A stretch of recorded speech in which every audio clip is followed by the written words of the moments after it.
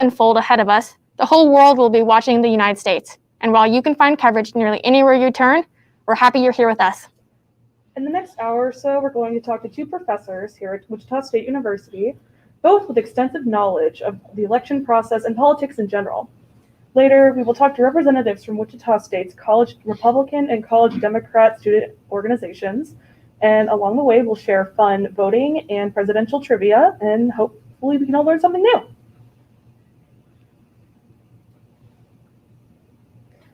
So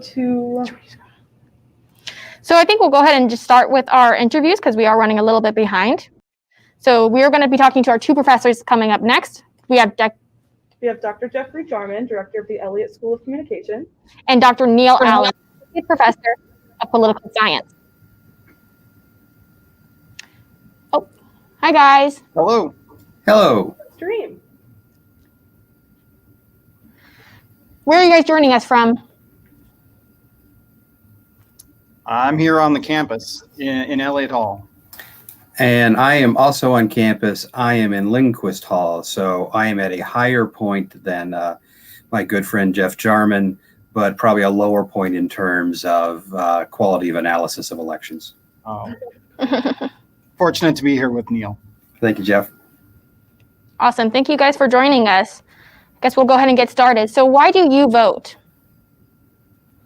Well, I guess I'll start that. I have preferences about what my government does and doesn't do. And voting is the easiest way I can do that. And also, voting isn't just a personal choice.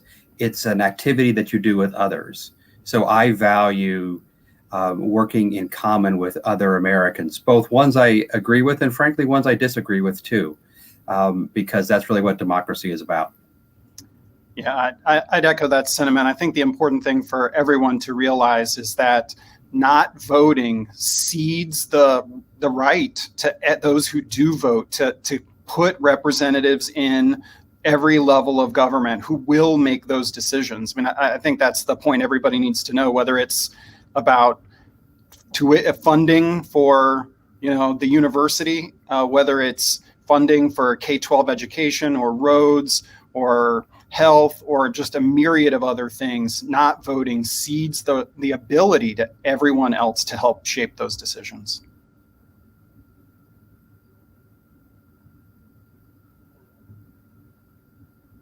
Continue in the years to come? Well, I think, it'd be good to have you ask that question specifically to Jeff Jarman here. But I think that that the next few years are going to be really interesting in American politics, particularly with the question of the size of the government and the relative level of taxation that we have. And also the COVID outbreak has really shown some of the weaknesses in our governing structures, all the way from counties all the way up to the White House. And so I think those are going to be some issues going forward. Yeah, sorry, was the question about the voting trends? I think I lost the question there. Yeah, the voting trends and just how everything is different with COVID and everything, and we have a lot more early voters. I think, there are two things to kind of say about this. Well, one, we have in our community and really nationwide seen some efforts to restrict the total number of polling places, which is why we see frankly terrible lines in some places around the country. By contrast, I think what we saw in our community, the expansion of early voting, and particularly the introduction of a mega site where people can go, all really is voting should be easy for people.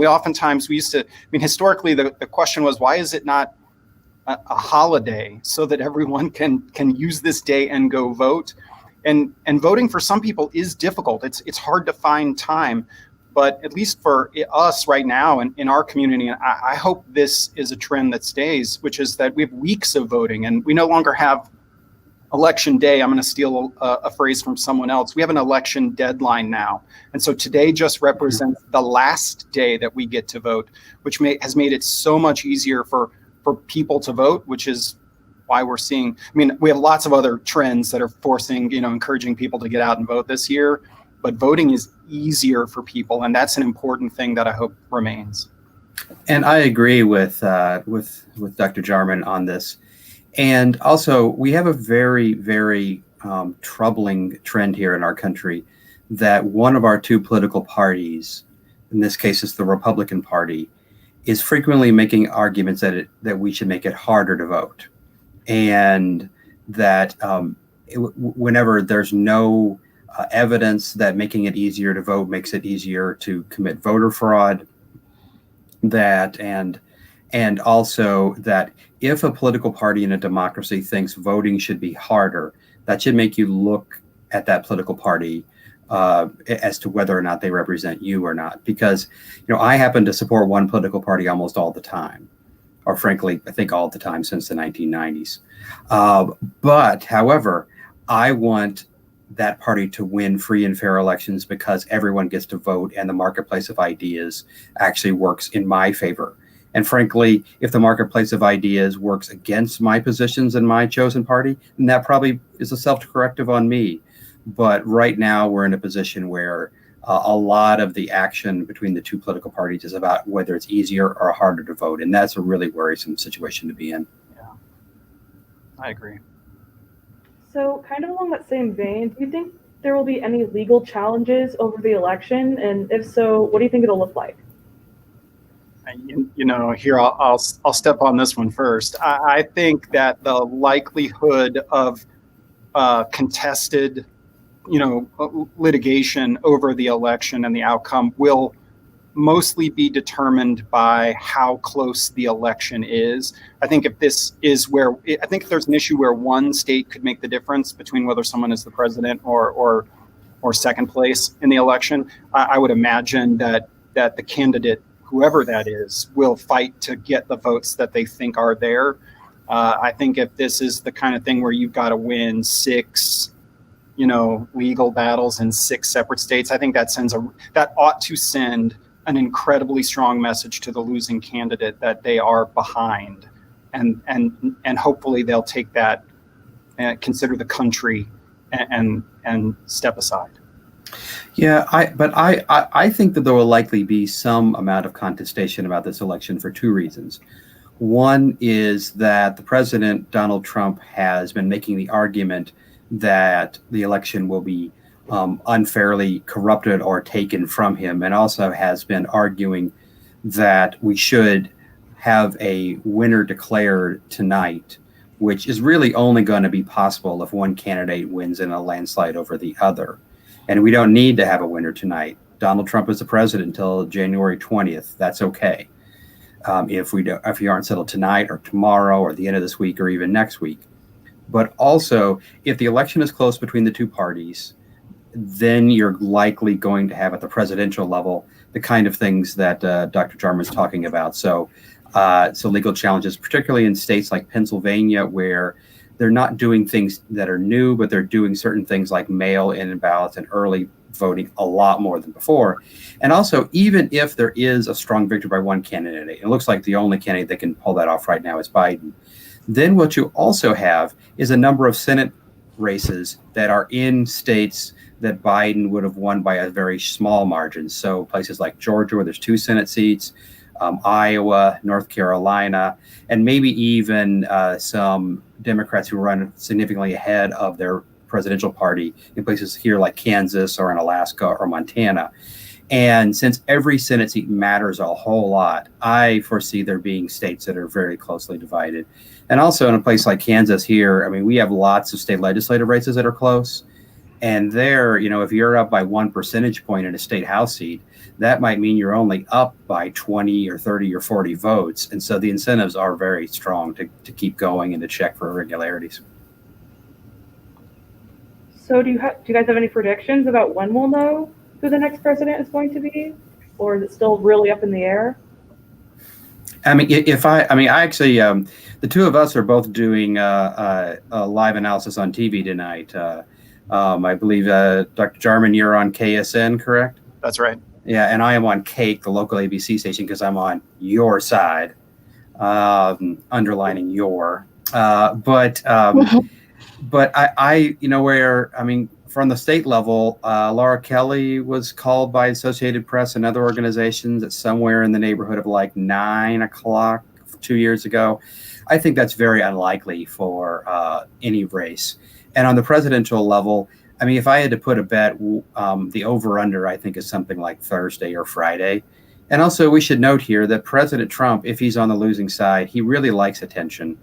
And he likes to be part of the conversation. And so I don't know if he's going to necessarily give up the chance to be in the public talking about this election.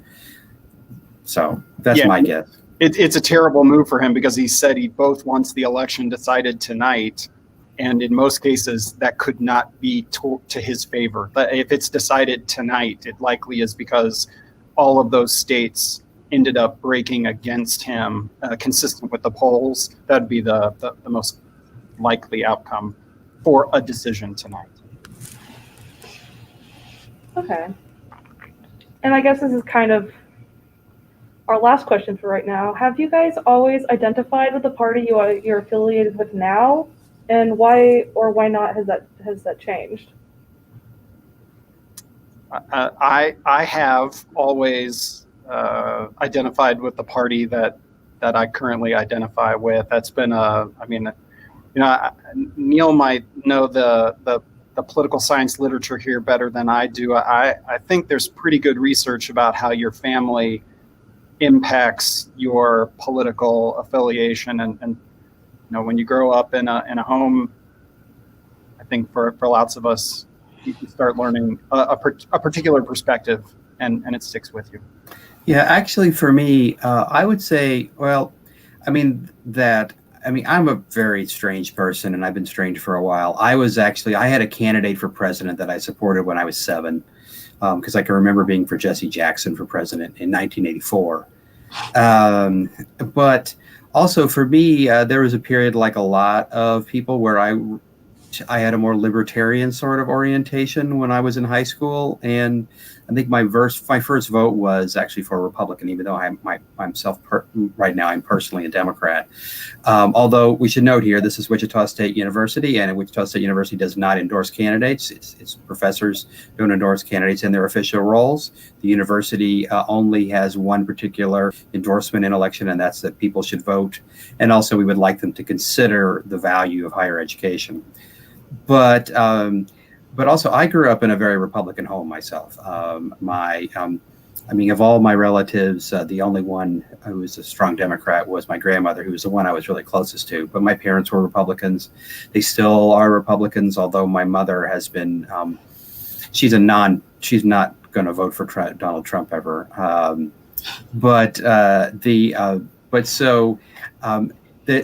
Professor Jarman's right that there is a connection between your family and how you vote later, but also a lot of it depends on if you actually take the same kind of path in your life as your family does.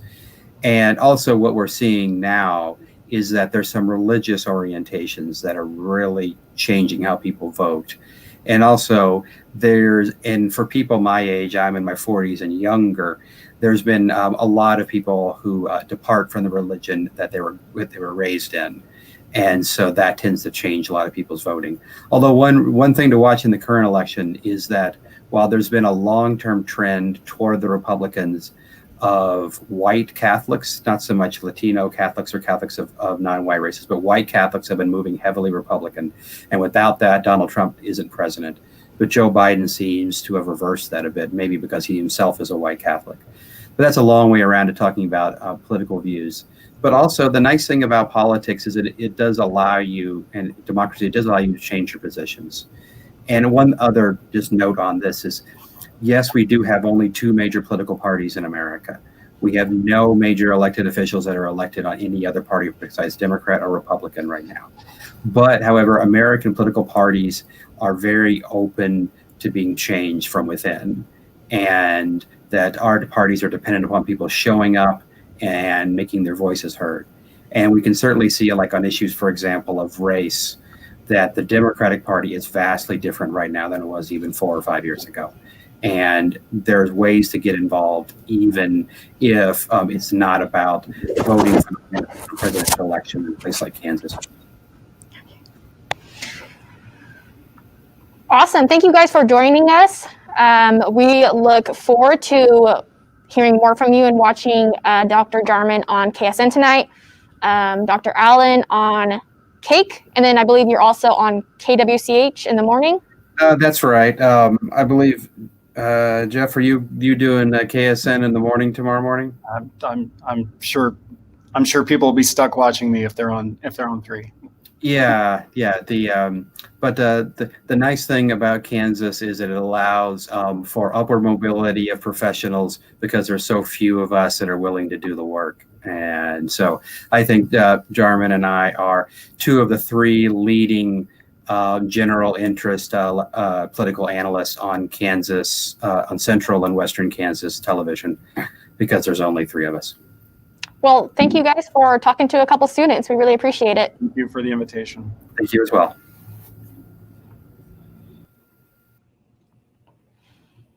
Okay, so we are watching and monitoring comments. So if anyone has any questions for us or anything like that, we are reading comments.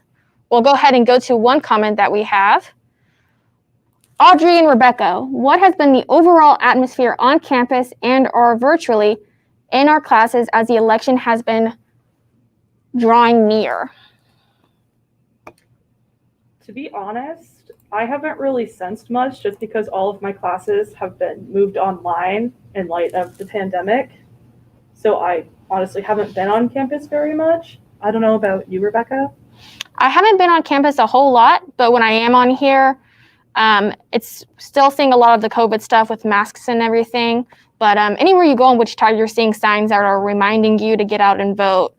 It's all over social media, which a lot of us are on. Especially. Yep, so I think a lot more people and a lot more college students voted this year because of all this. All right, moving on to the next thing. So, as we mentioned before, we are going to be talking to the presidents of the College Republican and College Democrat organizations on campus because we think that it's important for us as students to see other students' perspectives, and we also think it's important to see perspectives from both of the USA's biggest political parties. First, we're going to have Grant Clopine, president of the Wichita State University College Republicans. But first, we're going to read another comment. This one comes from Amy DeVault. Have you ever voted? Is this your first presidential election to vote in? I have voted before in 2018, but this is my first presidential election. So I have, I actually turned 18 just before the last presidential election, so I was able to vote in that one. And I've tried to vote in as many elections since then, whether it's just school districts, just any big and small, trying to do my part. Here, yep. definitely. Voting is important.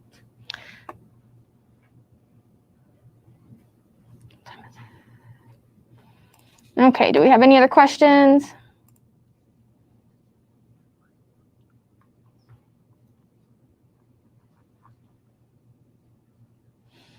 This question comes from Monique at Wichita State University. She wants to know what our favorite part of voting is. My favorite part of voting is just doing my civil part to be engaged in the community. And it's always a good thing to remember that even though we do have these elections going on, there's always stuff you can be doing year-round in your community to help with your community. What I enjoy about voting is pretty similar. It's great to be able to be a part of something so important when it, the government affects our everyday lives. And I think it's great to be able to have your voice be heard, even if it's in what seems like a really small way, but it can really add up. And it's just something really important to do. We are having some difficulties, technical difficulties right now, as our next guest has not tuned in yet, so we can go to some fun political facts, such as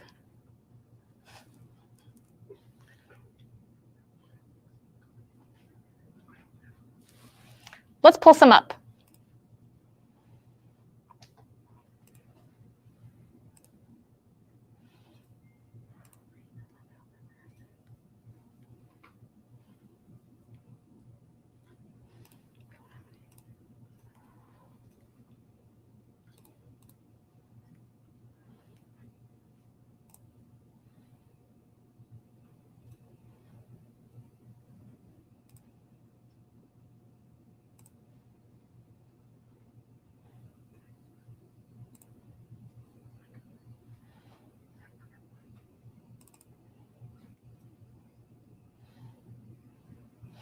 Astronauts are able to vote from space.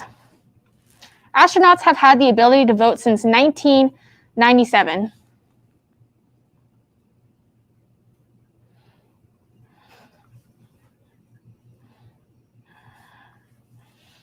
And this year, I think I actually saw a post on social media about some people voting online or voting from outer space. Did you see that? Yeah, like that's wild.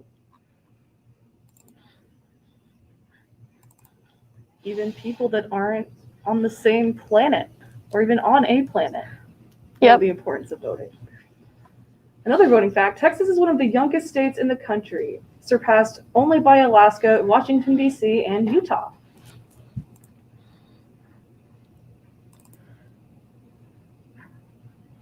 In 2016, 52% of Republicans and 54% of Democrats said they were more enthusiastic than usual about voting in the presidential election.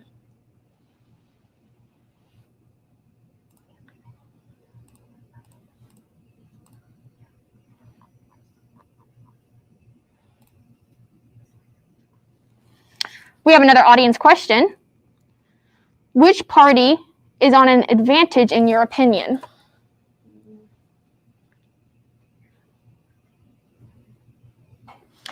That's a hard question. That comes from Ming Ching Che. It's kind of hard to tell. I'm only 23 years old, so I'm not no expert on trends or anything, but I've been alive for Bush and Obama, Trump. That is a difficult question, both because we're so young and because, at least for me personally, I feel like I've been exposed to both sides in like their arguments and their, I guess, enthusiasm. So I guess because I've seen both, it's really difficult for me to kind of just take a side in which one I think has the opportunity here.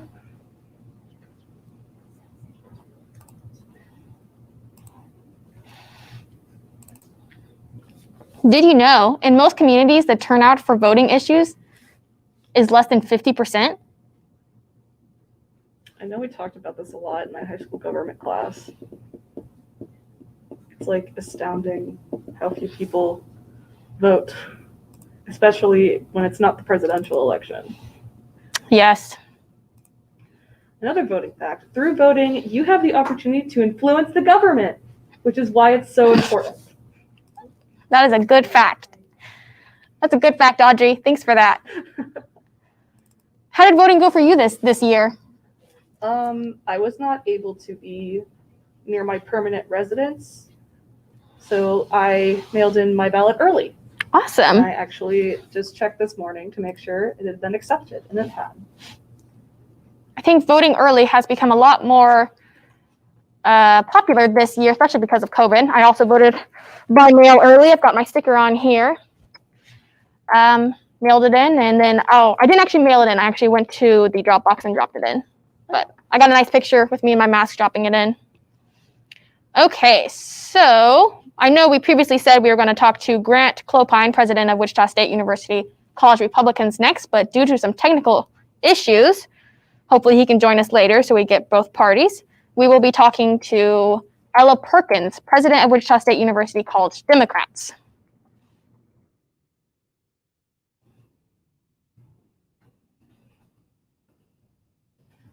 we wanted to talk to students again because we're students. So we got the experts here in the beginning, but we thought that it would be good to talk to students that are here on campus doing work with their political parties.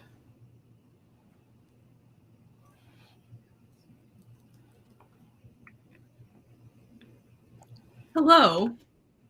Hi, Ella. Hi. Nice to see you guys. Good to see you too. Honestly, it's really good due to these technical difficulties. It's good to see another face on there. I'm Rebecca. I'm Audrey. Nice to meet you. So you are the president of Wichita State College Democrats? Yes. How long have you had that position? For about a year, since about December of last year. Yeah. Awesome. So what kind of voting habits do you think are being taught to young adults who are voting for the first time or not yet able to vote? Yeah, so I think this election, young people are starting to understand the importance of voting.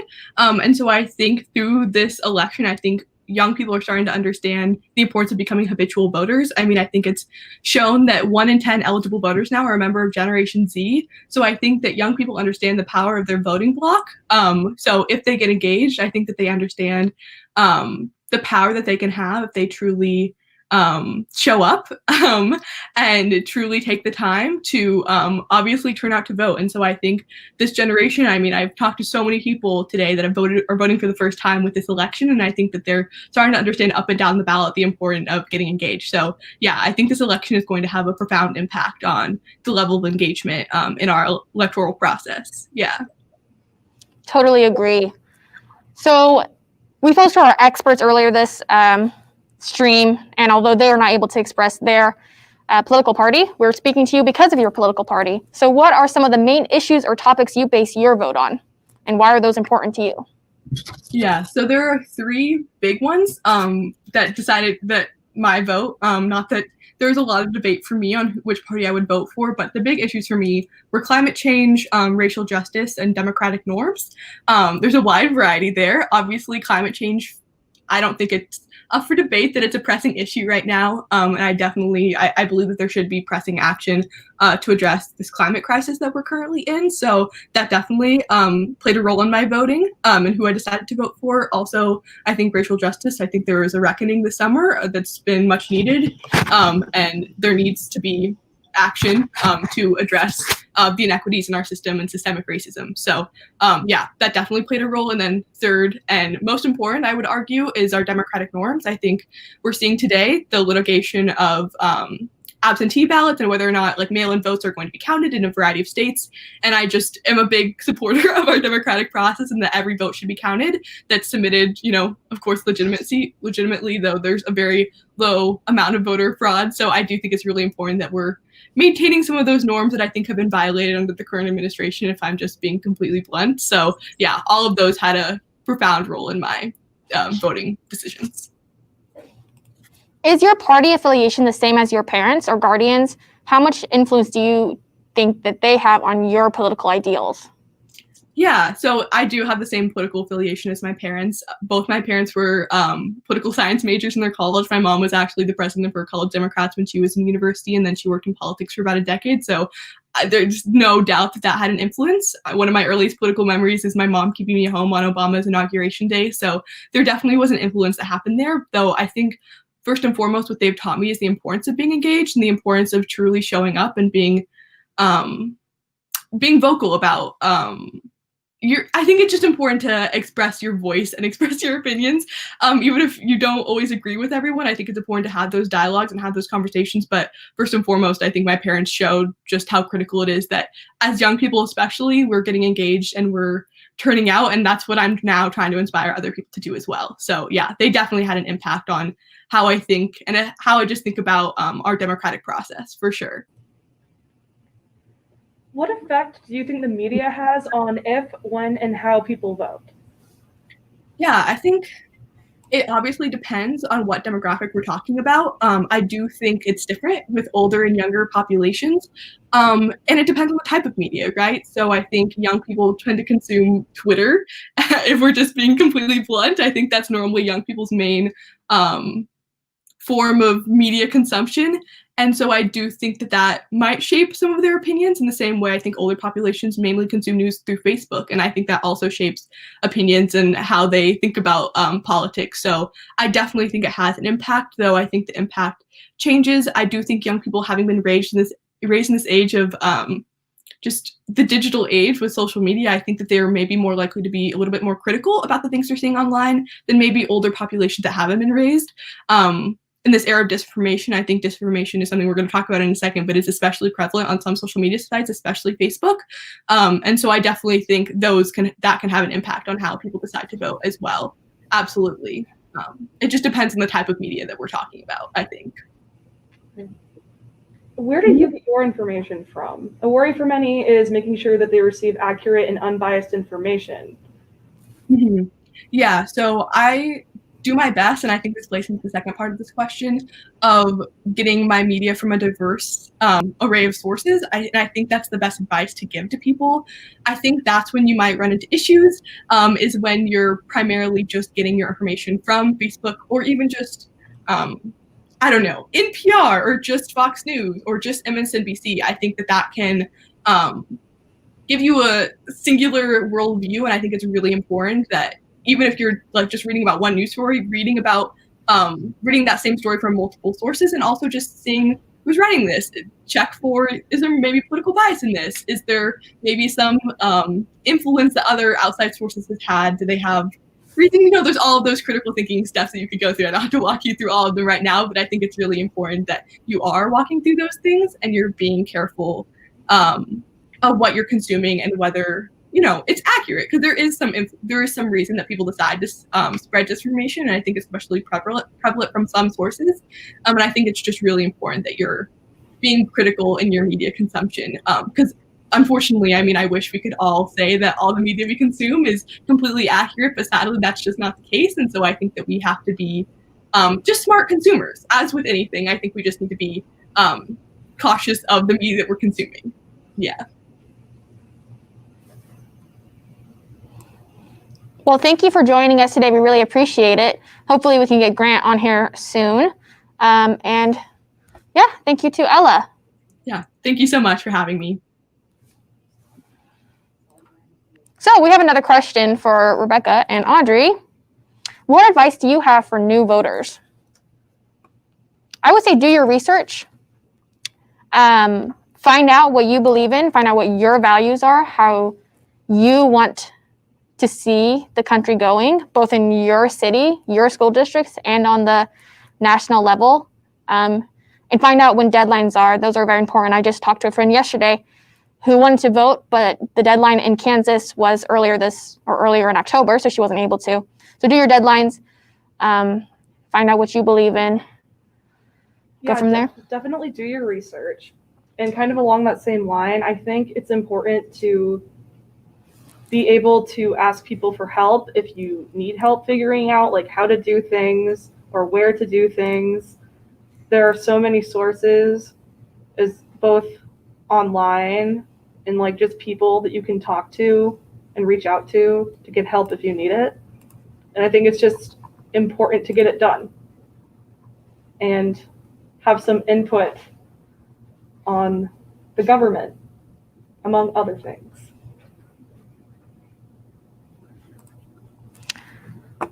Audrey, I don't know about you, but I'm ready for another fun voting fact. Did you know in the United States, individual states decide how and when to register voters, which has often led to confusion. Just 13 states allow voter registration on Election Day, and one of those states is not Kansas, unfortunately. Yeah, I was like doing research about this today, and I didn't know it was so few states. How interesting.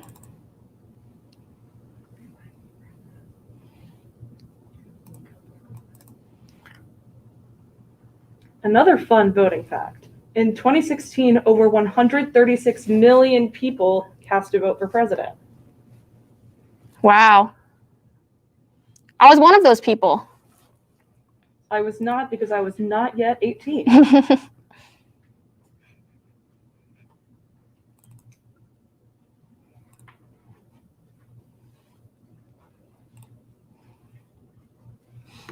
We have another question. If they asked you, what advice would you have for the leaders? They were to ask me. Well, I don't want to get into my politics too much. I could be here all day on my soapbox.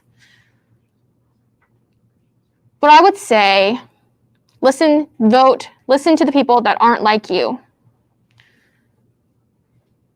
So I don't go and vote for straight cis white women like myself who grew up well off in a military family. That's not who I vote for. I vote for other folks who don't have the privileges that I have had. So I would say the same to my leaders.